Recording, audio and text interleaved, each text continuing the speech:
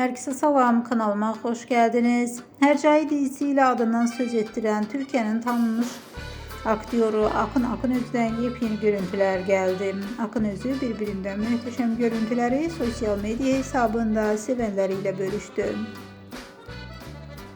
Həmin görüntüler izleyicilerin marağına sebep oldu. Paylaşma kısa zaman ərzində çok sayıda beğeni ve şərh geldi. Söz gedən görüntüləri təqdim edirik. Buyurun izleyin.